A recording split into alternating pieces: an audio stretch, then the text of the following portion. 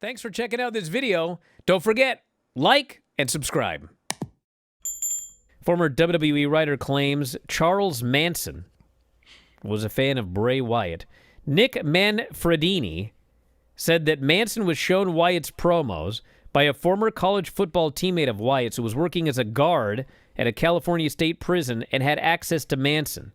He said Manson has to meet Wyatt, and that Wyatt's dad and former WWE producer Mike Rotunda was made aware, facilitated a pitch to WWE brass that may have included Vince and Triple H for a network special where Wyatt and Manson would have met.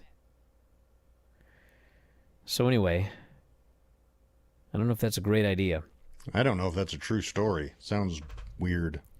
Well, keep in mind that Manson also, I think he passed away in like 2017. So this would have been early Bray Wyatt. This wasn't like your the real spooky Bray Wyatt and Uncle Howdy and everything. Just the, hey, I'm a prison guard. I'm going to take some wrestling tapes and show Charles Manson, my friend. It does seem like, kind of odd. This sounds a bit absurd. Well, that's what he claimed. Well, as Conan says, never let facts ruin a good story. Manfredini said he pitched Wyatt the idea of just the two of them going to visit Manson in prison, but then he thought better of it. I was like, let's just go. Next time we're in Northern California, me and you, just put on a hat or something. Nobody will know it's you. He wore a hat! Let's go meet him. Then I thought about it, and obviously it was a terrible, terrible idea. Would have been a good story, but a bad idea.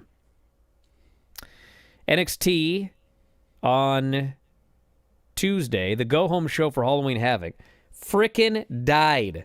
525,000 viewers, down 23.9%. Lowest viewership ever on the CW and the lowest since July 30, 2024. 0.07 in 1849. And obviously some of this, it's hard to make comparisons because of the big data panel deal, but they went head-to-head with the opening night of the NBA, which did the best numbers the NBA has drawn for an opener in 15 years. 5.096 million viewers on NBC to 1.39. And I remember on Tuesday before the show, it was like people in NXT were saying, it's dying tonight. Just be ready. NBA is gonna kill us. And that NBA game was before the FBI arrests?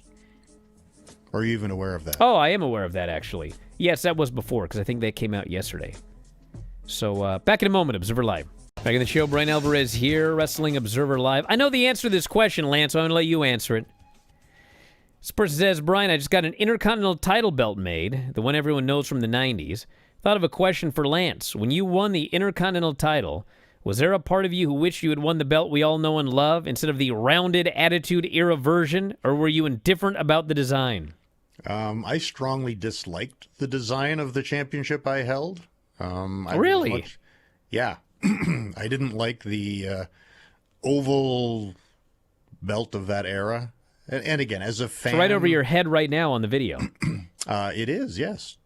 Can I? Nope, over... That way. It's hard to do in mirror image. To your left. There we go, right there. Yes. I didn't like that version nearly as much. The Intercontinental one that Randy Savage held and Steamboat held, I always thought that was one of the nicest looking championships. And actually the Canadian Wrestling Connection heavyweight title belt that I won on my third show actually almost was identical to that original IC belt. And I was a big fan of that one. You know, I thought for sure that you would say, I couldn't possibly care less what the belt looked like. You caught me completely off guard there.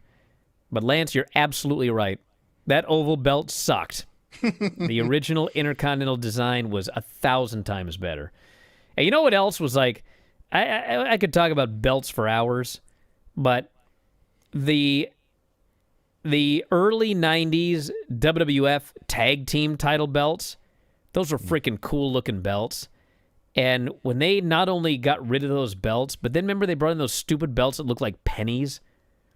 Yes. They were like round and copper. They had the copper and the silver ones, depending on which brand you were on. Who in God's name would ever want to hold that belt?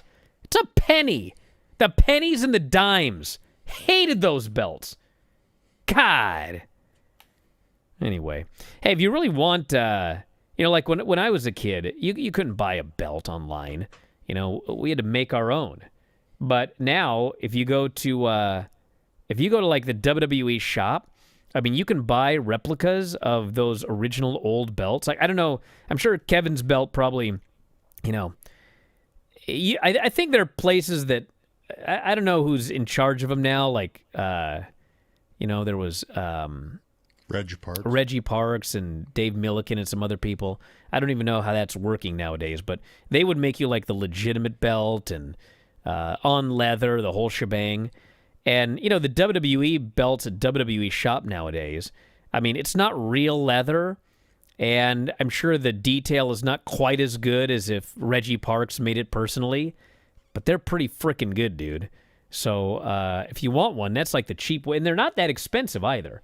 Although I think they also have, I haven't gone up for a while, but they did have certain belts that, I forget what they called them, but they were really expensive. They would have like a $400 version, which is like the mass-produced version or whatever.